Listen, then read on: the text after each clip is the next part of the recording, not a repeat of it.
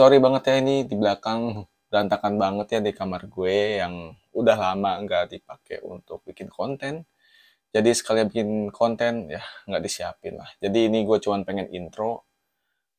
Udah lama banget gue nggak pengen ngobrol sama beberapa orang yang sekiranya gue pengen cari tahu asas pemikirannya, pengalamannya gitu. Sekalinya ngonten ini gue ngobrol bareng salah satu temen gue namanya Brian, teman kerja yang dimana dia fresh graduate dan menanggapi isu-isu yang beredar saat ini tuh angka pengangguran semakin tinggi ya. Pengangguran yang semakin tinggi, bagaimana cara menghadapinya, bagaimana lo ngeplay dan apa ya, sesiap apakah lo untuk bekerja gitu, untuk interview, untuk ke realita pekerjaan pada umumnya, apalagi yang fresh graduate, yang sudah pengalaman pun, yang sedang mencari kerja. Nah, seperti apa sih gitu sudut pandang seorang teman gue yang bernama Brian ini untuk mengupgrade diri, untuk menjual dirinya ke industri pekerjaan.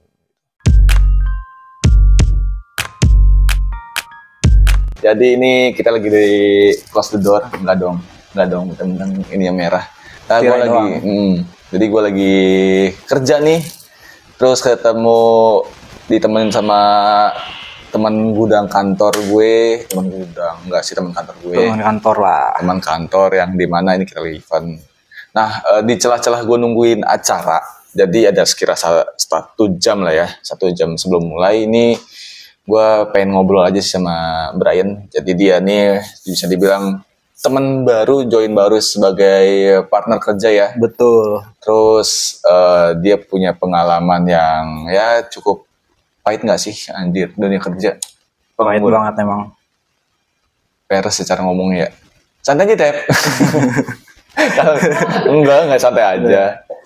Nah ini gue ngeliat fenomena sekarang nih baik kayak angka pengangguran tinggi ya, karena kan suatu pekerjaan semua digantikan sama teknologian. Iya, dan juga di akhir-akhir ini kan ada isu efisiensi juga dari pemerintah. Itu juga salah satu faktor juga sih. Nah, anjing pintar juga lu ya. Kaget gue bangsat. Kaget lu. Pencitraan doang. Enggak. Jujur gue kalau sama urusan kerja sama dia cuma urusan kerja aja tuh. Kalau urusan apa ya namanya? Obrolan sefrekuensi gue nggak tahu dia sukanya apa gitu kan. Kalau gue kan ketemu orang yang suka bola, ngomongin bola gitu, baik ngomongin bola. Oh gue ngerti nih, ngomongin politik gue ngerti nih dikit sih, meskipun nggak terlalu bentar. Kulitnya doang ya. Kulitnya toh, karena gue nggak berani untuk melontarkan sebuah kayak statement yang menjerumus banget, kecuali bola ya, kayak kita punya asumsi misalkan MU kenapa bobrok ya, pemainnya pada tolol kayak gitu kan contohnya ya, karena gue fans MU gitu kan. Nah itu jadi gue nggak tahu lu sekritis ini gitu. Nah tadi dengan terkait pengangguran dan efisiensi segala macam. Nah gue nggak tahu ya dari sisi sudut pandang lo sebagai anak fresh graduate, kan. Jadi soal pengangguran ini pasti kan lo ada celah untuk dari kuliah, pengangguran baru dapat kerja kan, proses ya, proses. Nah, menurut lu apa ya arti sebuah kali ya dari pengangguran, untuk menyikapi pengangguran tersebut, jedanya itu ngapain aja sih harusnya menurut lu nih ya kan tadi yang sekarang efisiensi, terus ya efisiensi yang meningkatkan banyak pemutusan PHK lah. Kalau dari gue sih waktu zaman pengangguran ya yang pasti apply kerjaan. Iya lanjir.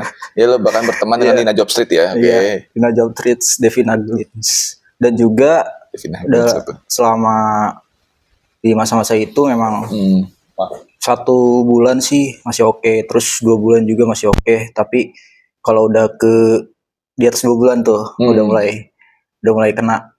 Dan kita nyikapinnya sih maksudnya kena mental. Iya.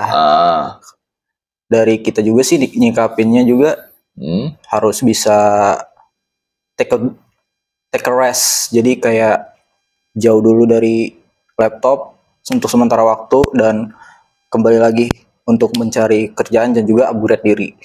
Dan selama kita take a rest itu juga lakuin apa yang kita suka dan kita bisa kembali lagi fresh untuk bisa mencari pekerjaan yang kita mau. Jadi lebih kayak ini dong, lebih kayak cari yang kita suka, upgrade diri berarti lebih ke sih upgrade diri sih, lebih nanti kan istilahnya poin-poin tersebut yang lo suka jadi portofolio maksud lo, nggak sih? Lebih ke manajemen emosional sih yang gue ituin, karena kan kalau misalnya kita terus-terusan itu lama-lama burnout dan juga itu yang memutus kita buat terus berjuang mencari pekerjaan, karena mungkin udah kita paksa-paksa terus tanpa istirahat dan akhirnya burnout, dan nggak jadi ngelamar sama sekali ke depannya. Oh, paham. Kalau bahasa spiritualitas gue berserah diri lah, yang penting lo lakuin dulu. Urusan kan kalau di aplikasi kan tahap wawancara, tahap diterima HRD ya kan. Jadi itu kayak di skip dulu. Kalau lo benar-benar serius sama gue, wawancara gue, telepon gue secara serius gitu maksud lo. Nah, betul. Jadi kayak lo berserah diri aja gitu. Tapi bahasa lo agak formal ya. Jadi gue bingung jadi nyikapin nih ya. Jadi nggak kayak bahasa gue tongkrong sama dia anjir. Jadi gue agak shock juga sih. Gue ngobrol sama lo di ini kayak pencitraan aja sih. Pencitraan aja. Ya. Cocok jadi politikus. Itu sih. Nah itu berarti lo berserah diri dong. Tapi dengan lo yang kayak gitu, apa namanya, proses itu lo sendiri deh, maksudnya share ke teman gue yang nongkrong bareng sama kita, yang pengen ngobrol bareng sama kita ini berdua. Tadi kan ya contoh secara pribadi lo deh, lo secara berapa lama menyendiri mencari pekerjaan gitu? Kalau gue itu habis lulus itu 5 bulan baru dapat magang, dan dari magang baru dapat pekerjaan ini. Lo magang di mana magangnya? Di Jatinegara dulu. Oh, perusahaan edukasi juga? Telekomunikasi. Oh, provider? Enggak? Kayak penyedia kabel infrastruktur. Ya kabel fiberan ya. Gitu. Berarti lo magang di situ? Gue magang di situ 3 bulan baru sebagai HR, terus HRD. Iya. HRD, HR. Iya. Staff. Magang kan gue bilang tadi magang. Tapi magang. Ya maksudnya di staff magang itu bagian, maksudnya magang bagian HRD. Iya. Oh. Kenapa lo kemarin nggak ngelamar sebagai itu? Kenapa lo ngelamar jadi yang berbeda? Kalau dari gue sih lebih ke ambil opportunity yang ada dulu.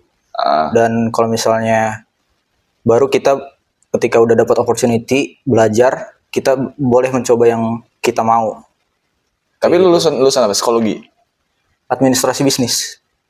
Oh, administrasi bisnis. Di Jatinangor. Oh, IPB. Unpad. Oh, Pajajaran. Oh. Gue kaget loh kalau lo jadi anak magang HR. Berarti lu bisa jadi staff sih harusnya ya. Harusnya. Gokil sih, kaget gue. Nah itu kayak orang kan selalu ngeliat underestimate, tau gak sih? Kayak ngeliat pandang sebelah mata, lo kayak gini, lo gak cocok kayak gini. Makanya gue kaget, lo HR gitu maksudnya. Wow, oke. Doang. Iya, tapi setidaknya magang jadi portofolio. Tapi lo kenapa bisa menerima ini tadi opportunity lo? Apa yang lo penasaran dengan jadi gudang? Admin gudang. Oh, jadi ini bukan merendahkan posisi ya, cuman kan kaget aja sih gue, lo kenapa lo nggak ke jenjang yang lebih yang benar, harus linear itulah. Oh, itu aja sih, meskipun sama-sama admin gitu. Iya, jadi di jurusan gue itu dipelajarin hal kayak pemasaran, terus HR, keuangan sama operasional. Jadi masih linear sebenarnya. Oke. Dan selama gue job seeker itu gue selalu semua. Oke. Nah, sorry, kita lagi ada panggilan darurat. Jadi tadi sampai mana ya? Jadi seekers. Lo jadi saat mencari kerja. Nah itu tadi lo gimana kepotong kita? Jadi ya ketika gue mencari kerja itu gue nggak spesifik untuk ambil apa yang gue mau dulu. karena gue juga sadar kan realistis gue fresh graduate, pengalaman magang 3 bulan, harapin apa gitu. Jadi gue ketika lamar kerja itu kemana aja, walaupun mungkin ada beberapa ranah yang gak gue masukin, itu boleh, gak semuanya kita harus lamar. Dan gue coba waktu itu keuangan gue coba, terus HR gue coba, operasional gue coba, akhirnya gue dapat di logistik sekarang. Oke. Nah, ini kalau misalkan tadi lo HR, berarti kan lo dapat wejangan dong dari senior lo saat magang. Betul.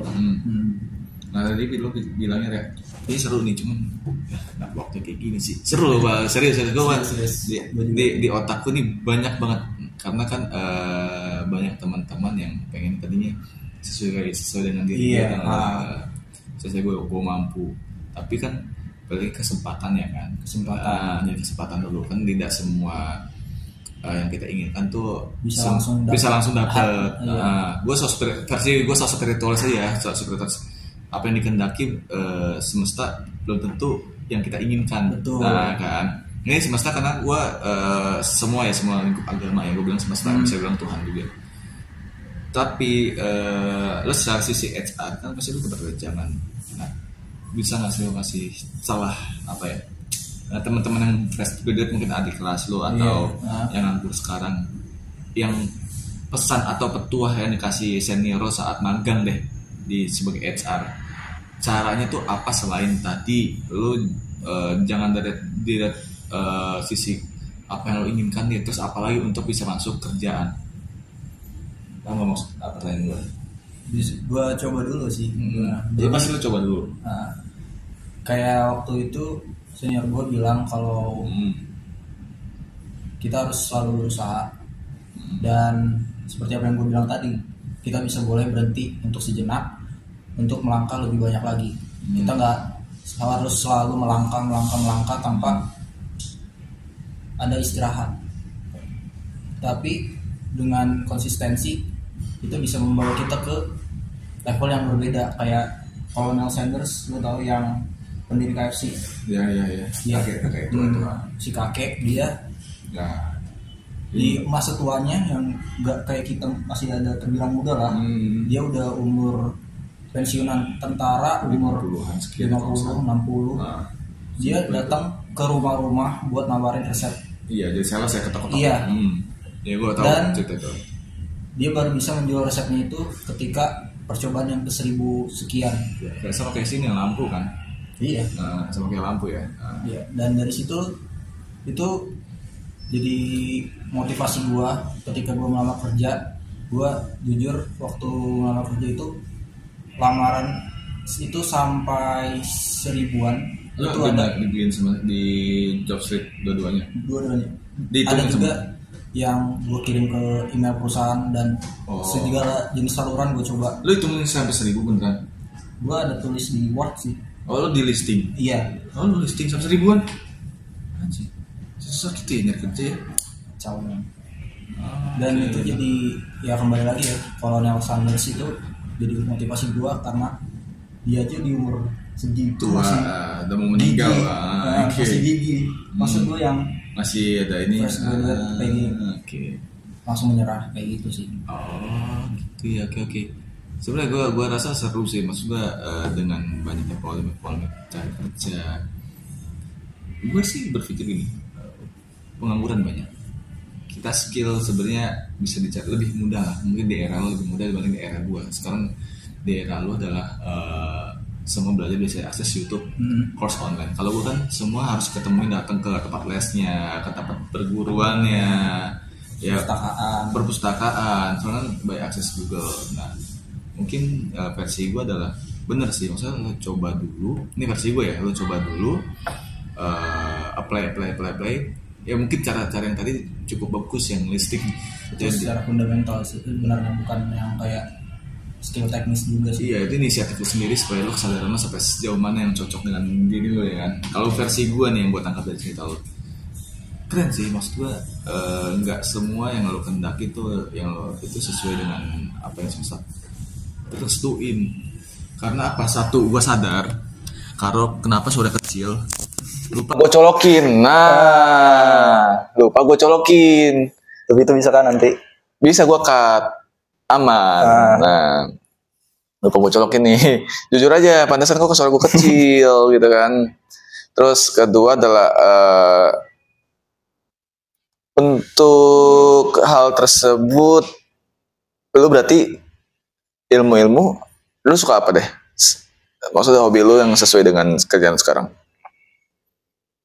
Gak ada sih hobi gue yang sesuai kerjaan gue sekarang. Cuma nonton itu dong. Kayak gue hobi kadang ke art exhibition, terus nonton Formula One, dan koleksi benda-benda tertentu. Nah, uang asing. UFO enggak? UFO kegedean. Oh. Ada UFO nih ngambil. Terus ke candi lo ambilin enggak kan? Ada benda asing. Oh, kegedean. Upil. Gue gak ada ngomong gitu. Upil benda asing cuy. Bisa kan upil koleksi tempel. Oke. Berarti ini bermanfaat juga sih buat lo yang mungkin fase kritis ya untuk mencari kerjaan dan belum dapat kerjaan. Mungkin caranya Brian tuh buat gue cukup fokus. Jadi jangan menuntut kali ya. Jangan menuntut. Meskipun keadaan kita butuh uang, terus kondisi kita satu sama lain kesulitan itu kan beda-beda ya. Betul. Kayak buat gue sih, entah ya setuju apa, jangan mengemis nggak sih? Kayak mengemis dalam artian ya Tuhan gini, tapi lo start tanpa lo apply, tidak melakukan apa-apa, terus tanpa lo upgrade diri. Nah itu kan maksud gue yang menjadi value ya. Tapi lo upgrade diri lo, masukin ke CV nggak sih, maksudnya atau pas di interview diomongin nggak sih? Kalau gue sih upgrade diri lebih ke ketika kita interview sih. Kalau di CV kan itu biasanya harus ada sertifikat dan juga buktinya juga. Sedangkan kalau gue lebih ke otodidak, upgrade diri. Kalau kayak lebih ke penggunaan Excel, terus pemahaman Excel lebih dalam, terus gue juga coba-coba buat forecasting juga. Belajar forecasting walaupun dasar sih. Iya. Forecasting?